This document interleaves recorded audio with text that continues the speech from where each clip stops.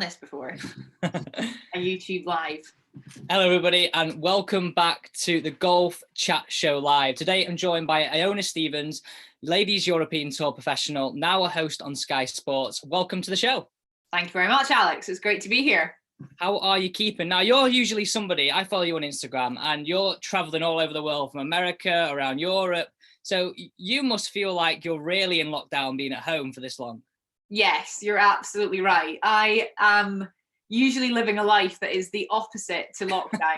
And so I feel very locked down and a little bit like a caged animal, but I'm trying to take each day as it comes and, you know, making the most of the hour out the house every day to try and burn some energy. Yeah, I've suddenly adopted cycling. I'm that person that used to hate every single cyclist on the road. I used to be like, no, what are you doing? Get out of my way. Now I'm that person who's got a bike and spending an hour a day going round and round. Yeah, roles reversed. I actually did a lot of cycling a couple of years ago. I got really into cycling, and you suddenly have this understanding of the cycling perspective on the road. Yeah. It's easy to get annoyed at them, but then once you've been there, you know, they're getting annoyed at the drivers and the cycle goes on. It's just classic road rage. I was that person, admittedly. Sorry, guys, if you are really keen cyclists. Okay, so it's Seve's birthday today, so I think it's a fitting start this show talking about some of your favourite moments. Seve moments. Well, there's so many to pick from. Obviously, the Open was where he pulled out some of his best shots, and you could just watch on the archive for hours some of the greatest moments from Seve. But the one I'm going to hone in on was actually a shot that Seve played at Crans-Montana.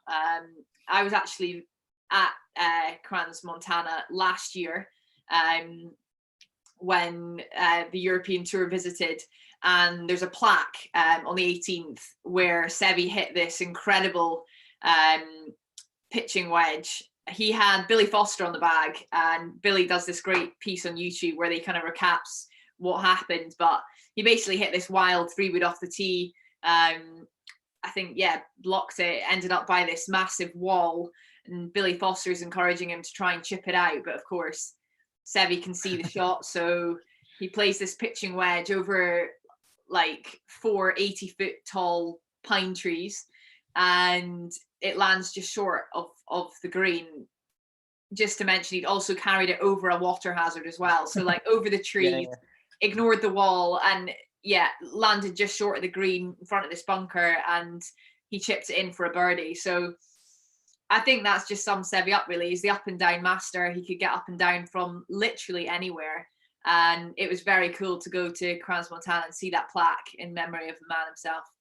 I just think of him, you know, and there's that famous where he holds the putt and he's dancing on the final green. And there's so many photos that people put on Twitter and Instagram today with that post. I think that's what, if I had to kind of pick one that I always remember, would probably be that one. And I'm talking kind of when I've looked at them on the re-shows on Sky or on YouTube or wherever they are. Yeah. I wish I would be able to watch him live. Apparently it was just unbelievable. Yeah, I can't imagine. Sadly, never got to watch him live, but you know, last year, actually, not last year, a few years ago when I was still playing golf, I played at his home course in Padrona, which was very cool. And you could see his house from the golf course, and people said that's where he used to hit balls from his house and down onto Padrona Golf Club. But I mean, the man's an absolute legend, 91 titles. I don't know if there's another golfer that plays with as much passion as Seve did, and his legend will go on and on and on. I definitely have to agree. So for people that are watching this channel, I want to know a little bit about your career today. So I asked you before we went on air about your wrist injury, and you say it's something that you're just not getting back from. How long have you been injured for? I've been injured for about 5 years. So I got the injury when I was an amateur. I'd been playing golf for just not even 3 years, but at a very intense level. I started golf very late. I started playing when I was 19, and I moved down south on a sport transfer scheme. And I played off a handicap of 4 at the time. I'd come from studying in St Andrews, and I had this incredible year of working with some of the best coaches in the world and in the game of golf. And At the end of the year, I played off +3 and had a fantastic year as an amateur, but I started to get this niggle in my wrist. And unfortunately, that niggle escalated over the next few years to a major problem, and eventually had a wrist operation in 2018. And then I did a full year of rehab. And unfortunately, I went to see some specialists in LA, and I was diagnosed with osteoarthritis in my wrist. So basically loss of cartilage. And at the moment, there isn't a cure for that. So I'm kind of living with it daily, and I've managed to overcome it to the point where I can get round 18 holes and I can play a round of golf, which is great. But I have to tape it up and I have to manage it on the daily basis. So and I know you turned professional, you play on the Ladies European Tour. Is your ambition to get back on there, back playing, as long as the wrist holds up? No, actually, that's not my intention. I only played one event on the Ladies European Tour, the Qatar Masters, and I remember that week was quite bittersweet because it was everything I'd aspired to get to, and I've made it there. I was so excited to tee it up on the LET, and 5 years prior to that, I was just new to the game, and I had hoped that one day I might get to that platform in the game of golf, but I had excruciating pain in my wrist and I just wanted to play. So I was like a dog with a bone, and I as many golfers are, many athletes, there's very, very few professional golfers that are playing completely pain-free. They've always got a niggle of some sort or another, and often it's just about managing it. So I was taking a lot of painkillers and just trying to manage it. But it just got worse after that week, and things escalated. And then I thought the surgery would allow me to get back. And a year after the surgery, when I had this pretty difficult conversation with the doctors in LA, their advice was to not play golf professionally and to play golf, enjoy golf in my life, still remain a professional. That I'd like to still play in pro-ams and, one-off events, but I have to be so careful for the longevity of my life, and start to prioritize being able to pour the kettle and, hopefully one day pick up my kids and throw a ball for the dog. And these things started to become more important. And I'm just lucky that I can still play golf. And to me at the moment, that feels like a blessing. And of course, in the meantime, I've started the broadcasting career, which I'm really enjoying. And so I'm very happy to continue down this path for the time being. Okay, we just got a question actually about your broadcasting. What's the hardest thing about broadcasting live? Well, it's a good question. The nerves are an obvious one. I was on a podcast earlier today actually, and they asked me, do you still get nervous? I've been at this for only a year and a half, and I was like, absolutely yes. I get so nervous. I tell you, it's nice to be on the receiving end of the questions rather than having to ask the questions. But yeah, I mean, I'm still learning every single time I'm in front of a camera. I'm learning something new. I think the hardest thing though is when you get someone that's not very receptive, and you've kind of set yourself up for the interview, and you go into a conversation with them and they're literally giving you nothing, and you're just like, one word answers like, yep, nope. Yeah. And a golden rule of presenting is to ask, not to ask closed questions. So you're trying to avoid a question that they could answer with a yes or a no, and it's really, really difficult actually. And I should probably practice that a little bit more, but you try to keep it nice and open. And I basically feel like the more I go through it, the more relaxed I can be and just trying to have a chat, the better. Yeah. I bet the thing that I would imagine is the fact, I mean, having somebody in your ear, probably talking, you're telling you something from here, then you're trying to answer questions from there, and it's like, who am I speaking to right now? Yeah, it's very difficult. Like in the open zone, or the Sky Zone, but I've the Solheim Cup or at the Open, we've got the open zone, and I do some stuff in there, hosting live people. You've got the crowd that are all around the zone, so you've got the talk back in, which is in your ear, which usually has like a producer or a director or both, and you can choose to have it on closed or open. So if you have it on closed, you just hear one voice, and if you have it open, you hear everyone. And Sky have a policy where they really want the presenters to have it open. So from the off, I've had it open. So you've got at least 2, sometimes 3 voices in your ear. You're then interviewing someone, and then you're also trying to manage a live environment. So you've got questions from the audience, or you've got people heckling. So I'm still refining my skills every single time. Okay, we actually put a little poll out and little questions out on Twitter earlier today, and the one that I really like is due to this current situation, lockdown, as we all know, unfortunately, that we're trying to save lives, and that's way more important than golf. But the question was, lockdown in golf, should it have been done as number one, or should we have just allowed the precautions to be in place? Because what is the difference between walking the dog and playing golf for an hour? Yeah, it's a great question. And the very day before the lockdown, I actually went and played a full round of golf on the old course with a few of my friends, because I'm in St Andrews at the moment. And a nice place to go and play, by the way. It was a nice place. It was a good way to, it was a good last day before lockdown, I'll tell you that. I felt very lucky. But and it was interesting because in that round of golf, I literally touched nothing other than my golf ball and my golf clubs. And so I was playing with 3 guys. There were no tee boxes. There was nothing metal. So anything like bins, there were no bins. Everything that you could touch had been taken off the golf course. And of course, the tee boxes are there, so everyone knows like where to tee off from. So you just head to the tee and hit your shot. But the flags were in, obviously, but the cups were inside out. So if your ball did go in the hole, only half of the ball fell in, and therefore you could just pick it out. So I managed to achieve 18 holes of golf without touching. We bowed when we finished, so we didn't shake hands. And I literally touched nothing other than my golf ball and my golf clubs. However, we stuck to the rules, and at the moment it's all about flattening the curve, and I think the bottom line is, if there is a risk, it's too much of a risk, and we just basically have to, unfortunately, eliminate any risk right now. We'll all be back there very, very soon, and it's absolutely worth it, just taking this time. And if anything, it makes us appreciate, being out there, and how lucky we are that we have this game that we can go out and play.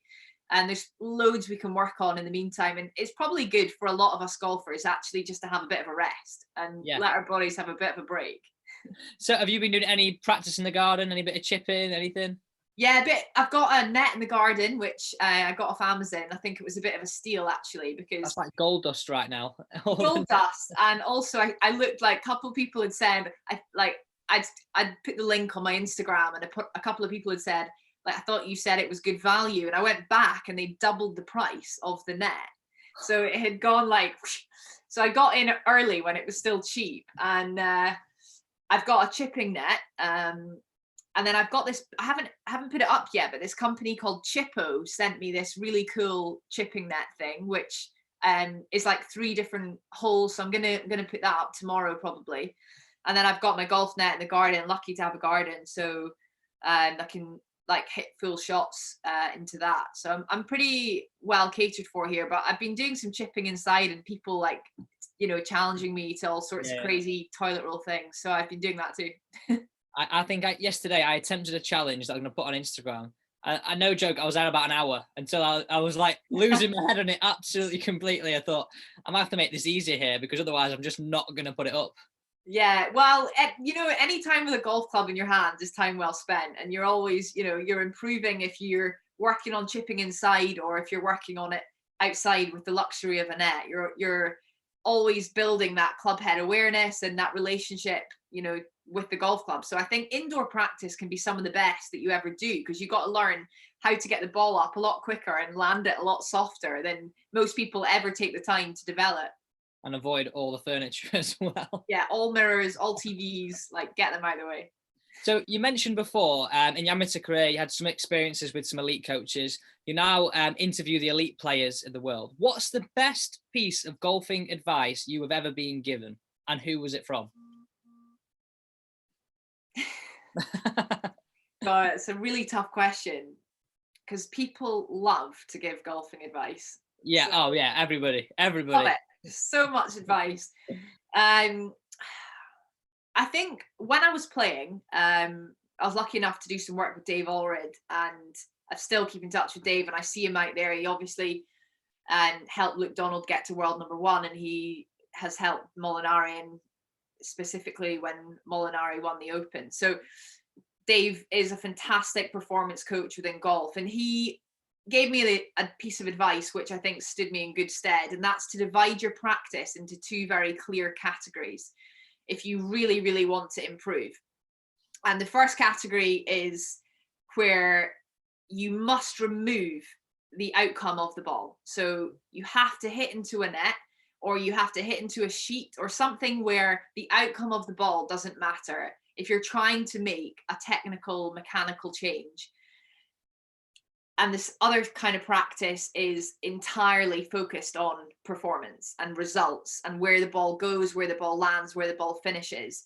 And a lot of people blend those 2 types of practice. And I think they get frustrated because they're trying to work on something in their swing, but then they're on the golf course, and then they're actually, what they're really trying to do is get the ball on the green. So their priority is going to be hitting the middle of the club and getting the ball on the green. So then they get annoyed, like, oh, I dropped the club on the inside again there, or whatever it might be. And then they start like beating themselves up because they're basically not giving themselves a chance. So to completely separate your 2 types of practice, like right now, I am going to work on what Dave would call it practice. And that practice is nothing to do with outcome. So you're repeating things, you're going through drills, and you're working on feels within the body. And then the second thing he would call match, and that's when you're focusing on the outcome. So I think that was really good advice. I think people need to definitely take that on board. And the amount of people that, especially, I mean, I put YouTube videos up to help people play golf, better golf. But I think in general, people will get a tip, try it for a round, and actually take it straight to the golf course and be like, oh, that doesn't work. Whereas, like you're saying there, they need to, if you're trying to make a swing change, it's hard. No matter if you're playing a +3, you're Tiger Woods, you're yourself who's played at a very high level, you've got to have that ability to go, right, okay, I'm going to work technically, not bother about outcome, and then, like you say there, match it all together. Because if you don't, you're just going to go around in circles. Exactly. It's very easy to go round in circles in this game. And it is with any skill, musical instruments, just the same. Trying to learn a new skill, you can very easily go round in circles. And Dave always talks about stepping out of the comfort zone and pushing yourself into that point where you really sweat and you really feel like you are not comfy, but you've got to go there to make the change. And the best thing you can do to make change and see an improvement is to remove the outcome. Because as an athlete, doesn't matter what standard you are, whether you're a 36 handicapper or a +3, you're always going to try and get the ball in the air, and you do whichever way it's going to take you to get there, and you're never going to make change. And so great advice from Dave on that one, Dave Allred. I really like that. So he's got a question here from YouTube. You mentioned that you're at the Solheim Cup last year, which, by the way, I was watching on TV. It's probably the most gripping golf that I've watched in a long time. Amazing. Bronte Law holding the putt, Alex Johnson on the last. Unbelievable. But who for you is the next rising star from European golf on the ladies circuit? So they can play LPGA if they play LPGA, but just have to be European. European. They have to be European, but they can play LPGA. That's a really good question. Rising star. Gosh, well, I mean, of course, the Solheim Cup was a brilliant showcase of some of the best talents. And I mean, there's no doubt Bronte Law, she's still, I think she's just turned 25, maybe. So she's still very young. Yeah. I actually played junior golf with Bronte. No way. Yeah, so we used to do junior golf at Bramwell Golf Club, which is 5 minutes down the road from me. Even from like the age of 14, she was like not brainwashed, but like brainwashed into being like the best golfer. And you just sort of got the impression that if she carried on where she was going, she was going to fulfill that. But I think that she's done unbelievably well, and she's just to hold that putt. And obviously there's a lot more just than just her on that as a team event. But it'd be interesting to know from your perspective, from being inside the ropes there, do you think she's the next rising star? I do, yeah. I think Bronte has got real mean it. That's another like Dave Allredism. mean it in everything she does, and that is so important. We know how many talented golfers there are in the world, and it takes something extra to be able to perform under pressure week in, week out, and a real grit, because it's not an easy life. And there are so many other alternative career paths these girls can take where they're going to have more stability in their life, and they're putting a lot at stake to pursue a career in professional golf. And Bronte's got so much grit and determination, and her reaction there on the 17th at Gleneagles when she got that point for Europe, and I interviewed her straight off the green for Sky, and so much passion, just everything into the game, and I think that's important. So Bronte's a real standout from Europeans. Obviously, Anne van Dam is a very popular European player, and she stripes the ball like no other girl I've ever seen. They'll talk about her absolutely bombing it, don't they? That's what everybody says. Oh, it's outrageous, and it's a thing of art. Like, watching that girl hit a golf ball is just ridiculous. It's textbook, it's fluid, it's powerful, and she's tall. She's very tall, and she looks a bit like the way McIlroy swings a club. You think he just looks like he was born to swing a golf club. Everything is in sequence, and Anne van Dam is the same. Very different golf swing, but she's so consistent. And I think mechanically, a lot of what girls have to avoid is injury, and guys do too. It's such a strong game, but statistics show that there are more girls get injured more often than boys in this game, and that's just a fact. And so a lot of it is about who can avoid injury, and Anne van Dam is so technically proficient that I think she's on a pretty good path to being a star and someone we'll see for a long time. I mean, I just think, just going back to kind of that Sunday of golf, how it was like to-ing and throwing. 1 minute you think USA, and I think, like, obviously it being on the ropes, and if you were there, I mean, we're seeing live coverage, so you're seeing the scores change, but if you're actually there watching it as a spectator, 1 minute you don't know who's to cheer for, then everybody's going USA, then Europe, USA, and it's just like, it was almost like watching like a basketball game or a football game where one team's winning, the other's not winning. Whereas I think if you don't watch golf in that perspective, you watch it kind of normally over 4 days, it's a bit boring. People say you don't like golf. That is literally the best example of golf, period. Yeah, totally. It was so exciting. And to be honest, it was a real display for golf in Scotland as well, because the previous day had been pretty grim. I'm not going to lie. What in Scotland we call it a dreich day. And it was wet and cold and rainy, and it wasn't really, it was looking like the USA were going to take it, and then everything came to life on that final day. And I was in a buggy trying to get as many interviews, scoop up as many interviews as I could, and I was kind of bombing all over the golf course, so it was difficult to keep up with the scores, and you'd hear a roar from one side of the golf course and you'd think, oh god, who's that? And then just the way it finished, you couldn't have written it, with Suzanne on the 18th green, the sun setting behind.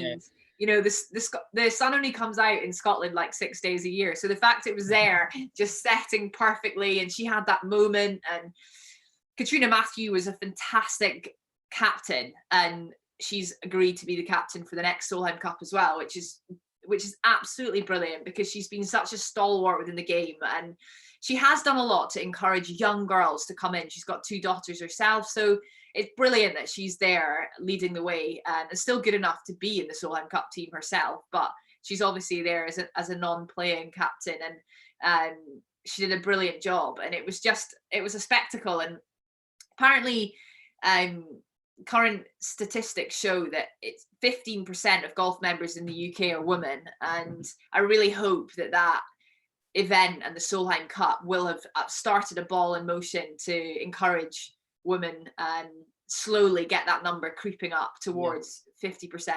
There's no better example of golf in general. So we've got another question in live from YouTube. If you could play in a 4-ball, who would the other 3 players be? They can be past or present. It's really difficult. 4-ball, okay. Right. Well, I'd play with Rory McIlroy. Yeah. Because I just think he's great.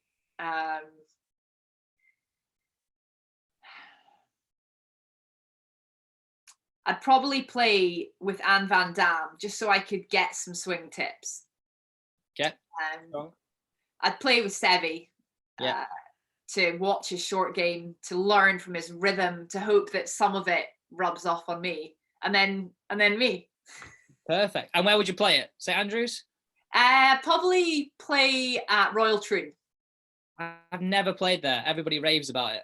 It's one of my favourite courses, and it's an absolute peach of a golf course.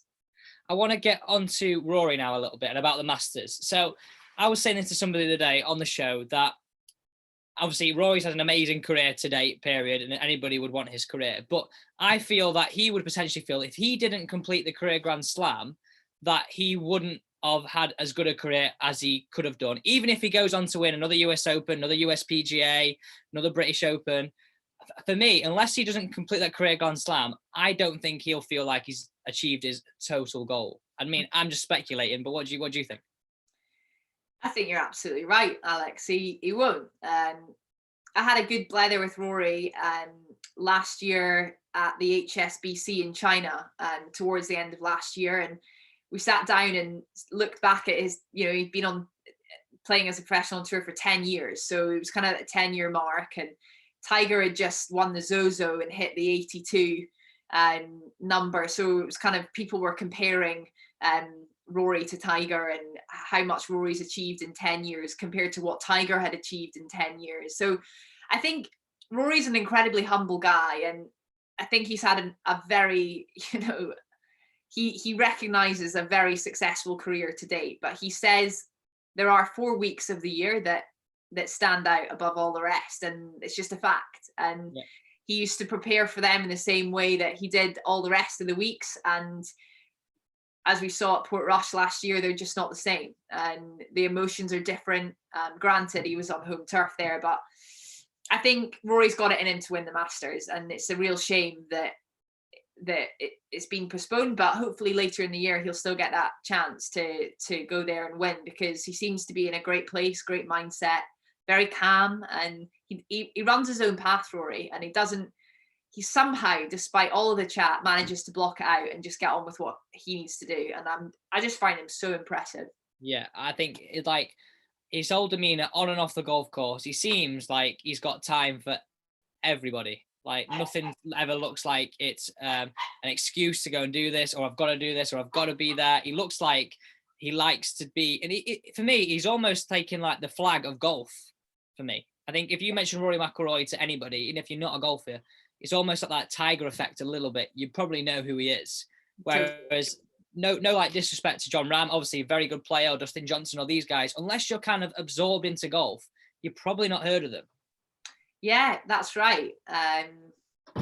John Rahm's one of the most humble golfers you'll ever meet, and he there's a story about John Rahm like giving away some signed stuff for a charity, and he like sort of famously said, like, they probably won't know who I am, and he was like one of the best golfers in the world at the time, and they were like, but here's some stuff, but like they won't know who I am. And of course they were golfers, so they'd know who he was. But you're right, and it's very difficult. There's so many golfers in the world, and there are obviously names that we see week in, week out, but there are a lot of new names coming and going. And even in the year and a half that I've been broadcasting, there's been names coming, new names here, and then you suddenly think, oh, what's happened to that guy? Like, where has he gone? And Rory McIlroy is a name that is known around the world, and it's so difficult because he must be compared to Tiger all the time, and whoever. I suppose Tiger's probably the main comparison that people draw between McIlroy, and he just doesn't let it affect him. He runs his own race. He's got great respect for Tiger and for the other greats of the game,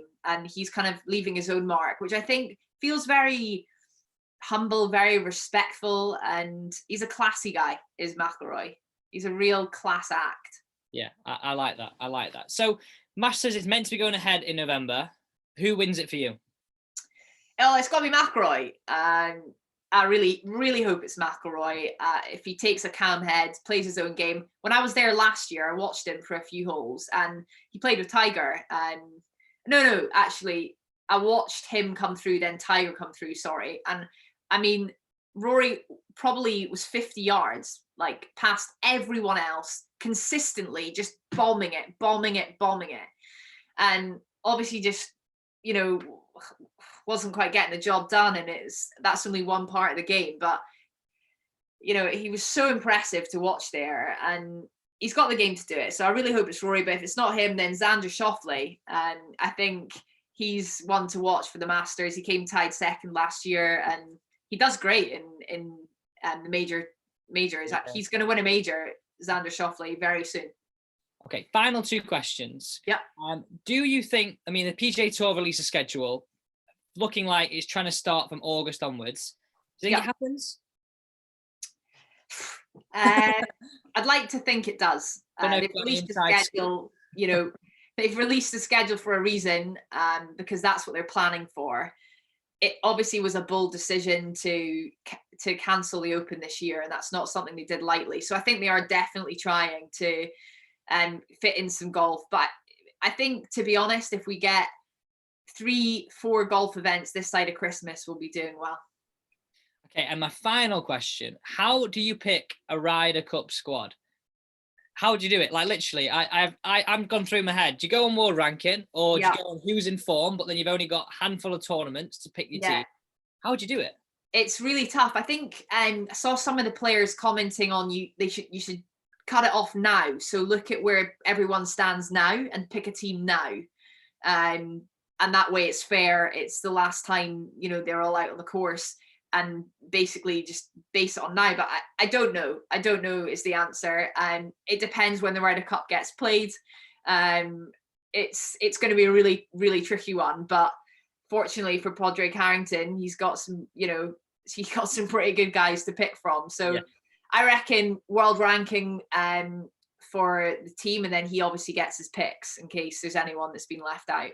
Yeah, and I think you're talking at Sergio Garcia, Ian Poulter is probably going to be the 2 that are going to be part of the picks there for me. Because I think anytime that you go abroad, or anytime you're playing the Ryder Cup away from home, you've got to have guys with experience. And those 2, well, last year, Sergio showed why he was in the team. And I think that'll be 2 really good options for him. As long as they might actually get in, obviously, in world ranking, or depending on where they are right now. But I think those 2 have got to be in the team. Yeah, I think they've obviously got experience. Ian Poulter, a Ryder Cup without Ian Poulter feels like a bit of a shame. So I don't think, I think everyone would want him in the team. There are people like Martin Keimer who've been trying to claw their way back into the Ryder Cup team after he's had a few years sort of down, fallen away a little bit. So it will be interesting to see who Padraig picks. But from my point of view, so long as Bob McIntyre is in the team, I'm happy. I think he's got to be Rookie of the Year last year. He's a legend. Absolutely unbelievable, yeah. Well, thank you very much for your time tonight, Anna. Really good chatting to you. Good to chat to you too, Alex. Thanks for having me on. Thank you for watching, guys, and we'll see you again tomorrow night at 7 p.m. See you again.